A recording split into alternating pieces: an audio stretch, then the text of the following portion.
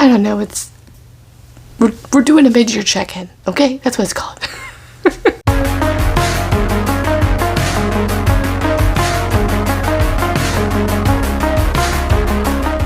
Hi there, welcome to my channel. My name is Crystal and this is Books Forever After, where I sit on my floor, we talk about everything and all things books and nothing but the books. Okay, so I have a list of questions here in preparation for the mid-year book breakout tag or freakout tag. I don't know, the jury's still out on that one. But anyway, now I don't know, I think this is a very common tag. I think I did it last year as well. I don't know how many times I've done it. At least once. Anywho's, I don't know all the questions. I think I have 11 or so. So we'll 1, 2, 3, 12. Next time have 14, but you know, we're just rolling with it. It is August. However, I would just be answering these questions for the months of January to June for the true half year. Even though there's been some development since then, but that's okay. So question number 1, best sequel. Well, that's pretty easy, and I think probably gonna be on everyone's list because it's just taken TikTok, BookTube, Instagram by storm. And that is Glow of the Everflame by Penn Cole. So these are the indie covers. I don't know, this series is so good. Book 1 was immaculate, and book 2 is so good, and book 3, I've read all 3 of them. I'm just anxiously waiting for book 4 to be released. It should be releasing sometime this year. Just wanting to read it so bad. It's just so good. And each one of these books, it just, you know how sometimes book 2 gets that book 2 syndrome where it just kind of falls a little flat? No. Each of these have been 5-star. Each of these. So this is book 3, Heat of the Everflame. Book 1 is Spark of the Everflame. And just each book is getting better and better. And third one is even thicker, as you can tell. It's a little chunky book. So anyway, but these are just so good. It's just so good. It's about gods and humans and just descendants of these gods, and we follow DM, whose mother has gone missing, and she is a healer, and when she's gone missing, she's taking over for her mother in the castle. And this is a world where humans are treated like second-class citizens, and when right before her mother disappeared, she saw her interact with the prince, and who is Luther, who is the designated heir for this whole shenanigan world, and things ensue from there. They have this chemistry, this tension. There is a love triangle. She has this best friend. It's just so good, and you need to pick it up. And I hear she's getting traditionally published as well, which I think that's kind of all of the timing has kind of gotten a little wonky with the 4th book, but it will be releasing, I think, an indie cover as well. So I definitely want to get the 4th book to complete my collection, which is going to be Burn Under the Everflame. I think we have lives. I will put a link down below. April and I have done a live from each of these, and just because with book 1, we just loved each one, so we just want to talk about it more. So we're actually talking about it this month in August, at the end of the month on Friday, August 30th at 9 p.m. Eastern Standard Time on her channel. And it'll be a reread for me. Now I also got them during the Audible sale, the Audible books for this, so the audiobooks for this, so I will be rereading that actually starting tomorrow, starting my reread of Burn. I keep saying Burn. Heat of the Everflame.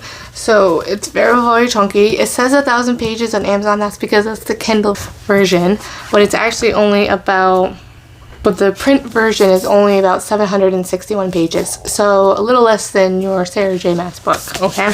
So yeah, really, really good. Highly recommend. Okay. So next question, new release you haven't read yet but want to. Okay. So speaking of getting books without actually reading them yet, I got the special edition of The Veiled Kingdom by Holly Renee. So as you can tell, it's probably the most prettiest of my new books I've just gotten, but I got it after.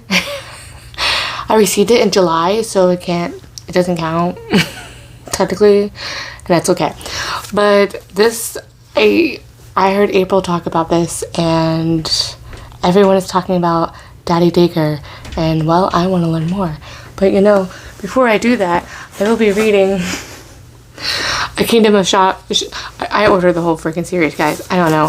They were all foiled, and they're so pretty, and I want to love this author too, so I'm looking forward to it. This is like a forbidden romance too in this one, so I'm really looking forward to it. So this one is a new release that I want to get to, and in order to do that, I got to read these 4 books, so pray for me.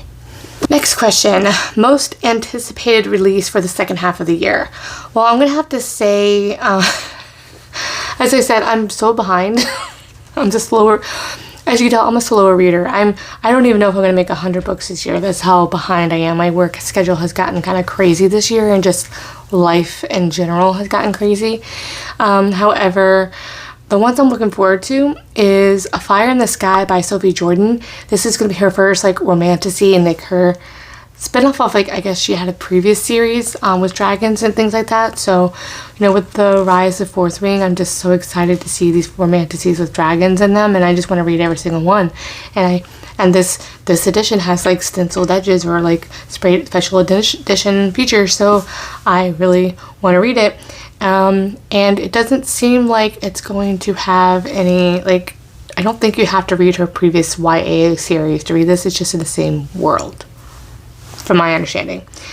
And then I have 3. There's like, there's like 3 that I'm looking forward to. I don't know which one I will get to. The next one, actually my pre-order is actually coming soon this week, which is the Born in Blood and Ash by Jennifer L. Armentrout. I think this is the 4th book in the Fire and the Flesh series. I'm currently going through a reread of From Blood and Ash series. I read the first 3, so I just finished that. And then I will be reading The War of Two Queens, which is the 4th book, and then I had not read that one yet. I have, however, read the first one in the Fire and the Flesh series, so I will just be rereading that. So I have like 4 books to read before I start that. I did want to also read the Son of Blood and Ash, or whatever it's called, whichever is in Cass's point of view. I want to read that book. So yeah, we'll see. I might not be able to read it until January, but at least I have it available, depending on how fast I read everything, so this will be fun. I think I also have these on Audible as well, so that I do like to immersive read, so it does help me a little bit sometimes when I just it's really more about the experience for me, not necessarily reading faster, but I just feel like the experience can be a lot more enjoyable when I'm immersive reading as well. Next is the biggest surprise. Well, y'all know contemporary isn't really usually my thing. It's, you know, fantasy romance and historical romance all the way, with a little bit of sprinkle of contemporary romance. And I think after the end of last year, I was getting really burnt out and just not really enjoying contemporary romance, because it all seemed to be focused on the spice, and it wasn't giving me the romance, the swoony angst and tension that I had been craving. However, Autumn from Nose in the Book recommended this to me, and I literally ordered them, and they came in 2 days. I read these in a week.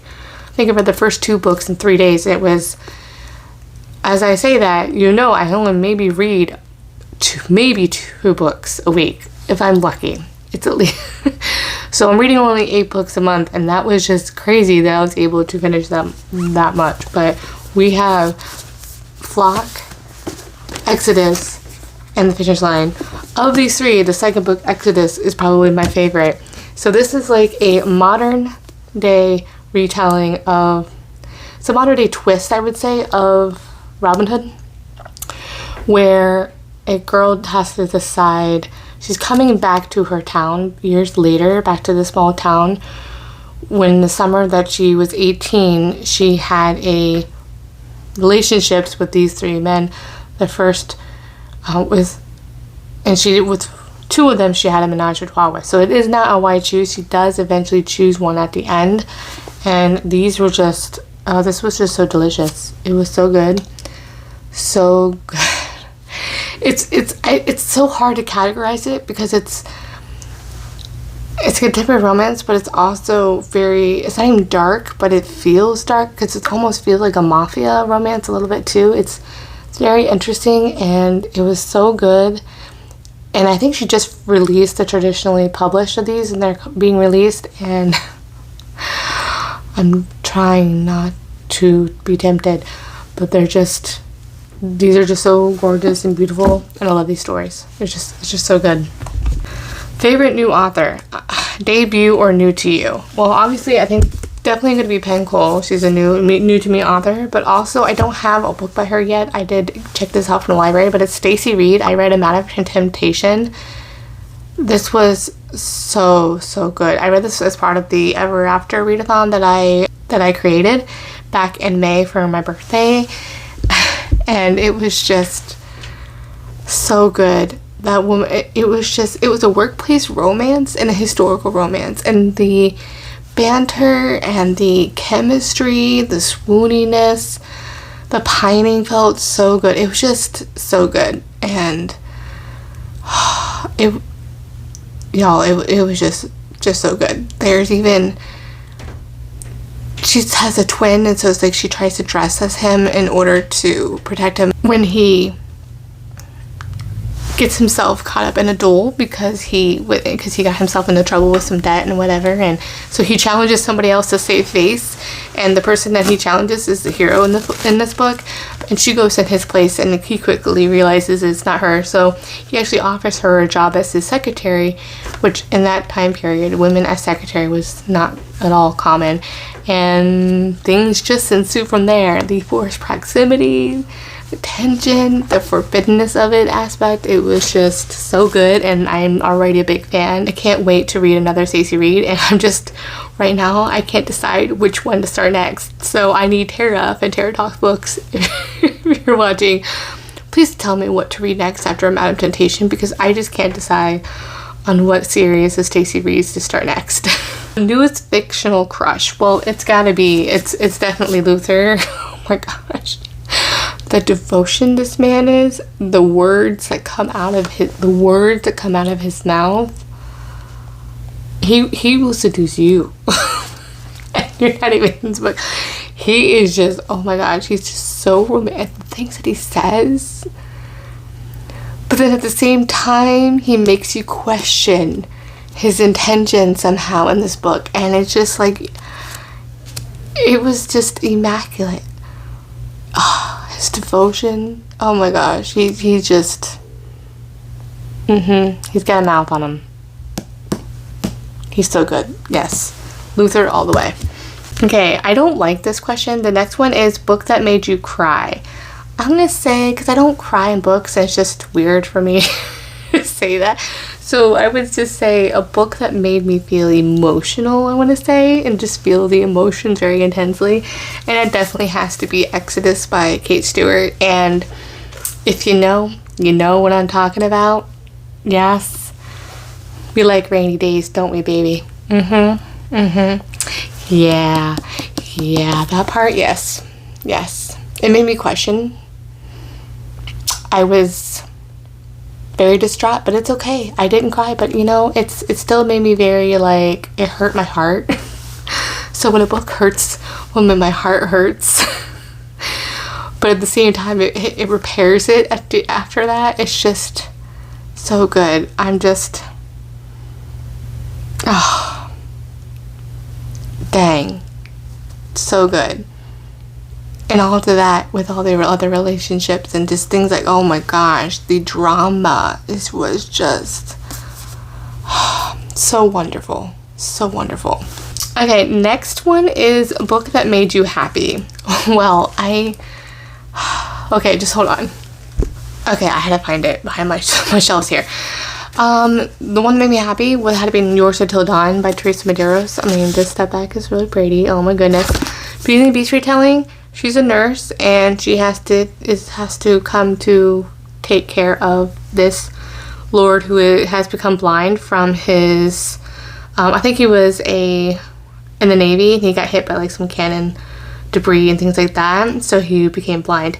And the angst, the pining, the grumpiness, like he was a bear of a man, and his, you know, antagonizing and a true beast. And it was just, it almost felt a little gothic too, just because he didn't like he wanted all the curtains always drawn, like it was just being very a morose kind of like feeling when you first start. So good. She did not take his crap for 1 second, and she gave as good as he get, like, so I'm just so good, so good. And the twist in here, it made it so much more that if I state what trope is in here, I might ruin it for you, and I don't want to. But just know it's one of my favorite tropes, which have been many. But yeah, it just made me so happy after reading this. It was a 6-star read, and this was part of my Beauty and the Beast retellings of historical romances that I was reading. This was the best one out of the lot, and it was a new favorite 6-star read, and I immediately wanted to reread it after reading it, and I had to stop myself. I don't know why, but I had to stop myself. It was just that good, and definitely highly recommend. Okay, the next one is most beautiful book that you've bought so far this year or received. I'm gonna have to say, I know I just had the Veil Kingdom, but I did not buy that in the first half of the year. I'm gonna have to say A Fate Inked in Blood by Danielle L. Jensen, although it does not have a map, which is just gotta be illegal. It's kind of like a very unfortunate event. But the gilded edges on these are very, very pretty. This is not like just your typical sprayed. It feels like, I don't know, they're like foiled. It's just amazing. It's really, really pretty. This is part of a duology. I think it's actually being released, I think, next to May, the second book. I'll put the picture or the photo here. So that's being released as a duology, so that's great. Viking mythology retelling. It was okay. I'm kind of tentatively looking forward to the second one. I don't know if I may or may not pre-order the second one. I'm not sure, because the romance in here kind of was just a little lackluster, which I had found in the Bridge Kingdom. I read the first two, and that was the same for me. I liked the world building. That one didn't even have magic at all. It's really more of like a political, historical fantasy in that way, and it just didn't. I think there's something lacking in the hero, that it was just a little bit passive for me that I didn't like, and so something wasn't like believable in that relationship. However, I did enjoy this one. It kind of got a little boring midway, and like the relationship part, it just got a little weird. I don't know. So I'm looking forward to seeing what the second one is. I'm hoping it turns out better. I just don't know if I will purchase it or not, but yes, this one is good. The other one I would have to say is I ordered it from the author's website, and I got it signed and everything, would be this new series that I just fell in love with last year, and that would be the Drowned Empire series by Frankie Diane Malice. And yeah, this is book 1. So each of these are hardcovers, and let alone I love the covers. They're really, really pretty. But underneath the dust jacket, there's also these designs that is really pretty, and I thought was really gorgeous. I mean, this one with the tree is really, really pretty. I really like that one. So yeah, I think those ones would have to be probably my most beautimous ones. Alright, and then it said favorite book of the year so far. Well, obviously, I just mentioned Yours Until Dawn by Teresa Medeiros, and it's got to be the Everflame series, hands down, hands down. I don't know what will top it yet, but I'm hoping something does, because I just always love being surprised. The next question is, what books do you need to read by the end of the year? Well, I never filmed this because, as I mentioned, my schedule got a little crazy, and so I fell behind on content and such, so I had been making up for lost time. And I have a few videos coming, I'm sure. Probably not this month, maybe not all of it done next month. I'm trying to get a majority of them, but I do have the 12 Recs by 12 Friends challenge. I do want to do some vlogs for those, and I'm going to try to do like four books in a vlog for the last 3 months of the year, so that, you know, equals to 12. And I will do a video probably next month talking about the 12 Recs for 12 Friends and what those selections are. The other thing is I want to read paranormal. I want to start reading some of those series. The first one would be like the Immortals After Dark series by Penn Cole. And then I think also the Daggerhood Brotherhood series by Gerard Ward. And this is not paranormal, I think it's fantasy.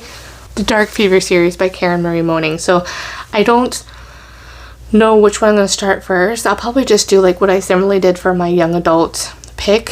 I'll just do a random number generator thing and just pick one of those. Just to keep the decision out of my hands. I don't know. It's going to be hard. I don't think I'll be able to like keep going in one series. So I might try to do a couple of those in different series and see how I like it.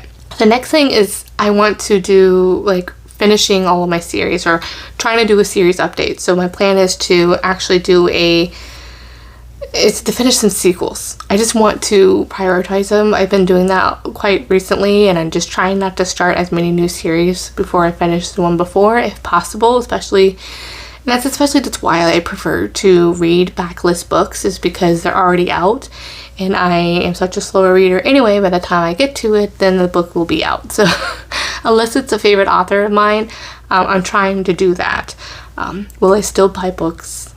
Most likely yes. Will it still stop me completely? No, but we'll see. I want to see where I'm at with the update, so I will do that here soon and do a video on where I'm at on, you know, ones I DNF'd, ones I completed, and which ones I started, and which ones I've up to date on and everything, or will be continuing to read. So that'll be interesting to see where I stand on that. And then lastly, what are your channel goals for the rest of the year? So yeah, as I mentioned, those are mainly the main things. I try not to put too much pressure on myself, because this truly is a hobby. I work full-time, I'm a mom, and other responsibilities of things as well, because also I love to read, and that takes time, and doing videos and content just takes that time away, unfortunately. So I think my main goal is, because I just go on these hiatuses because I get so, I don't know if the word is burnt out or just exhausted. I guess the word is burnt out. That and not even just from booktube, just from life. I'm just working so much right now that I don't have that energy. And it's not the filming part, it's really the editing part that takes a lot of time. They don't tell you that when you start. They really don't tell you that.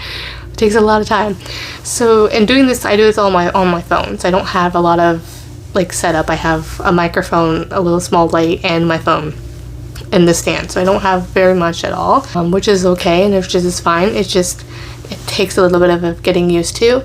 And so yeah, so I think my main goal is to, as far as content and channel stuff, is just keep plugging away. And my goal is to try to at least post once a week on Fridays. That's my goal.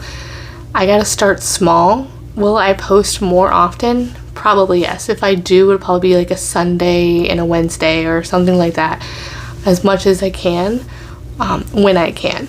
So right now, that's where I'm setting myself at, so I can be for success. So there we go. And another thing is I just realized I hit 400 subscribers, so that was really cool. I guess when I open up the app, I pay attention to it, but it's not really the thing that's motivating me, because to be realistic, you hit 1,000 and that's when you're starting to maybe get some income from YouTube, and even then you won't get that paid out for another time, because as I think someone mentioned, that they don't pay you out until you hit $100, which can take time. So it's definitely not a career choice for me.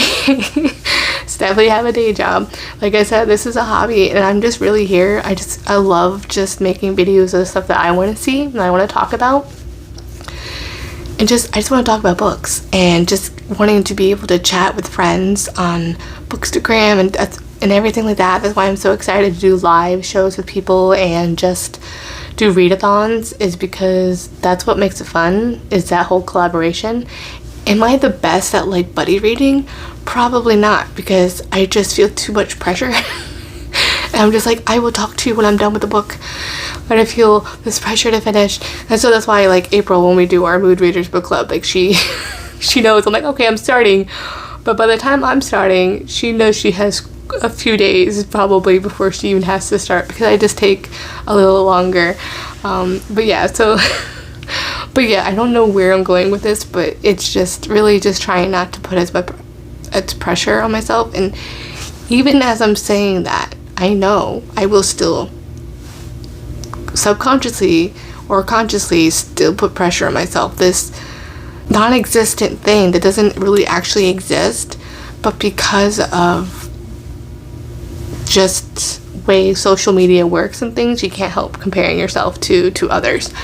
So I'm just learning to just do my thing, be my nerd in my corner as much, just be my nerdy self.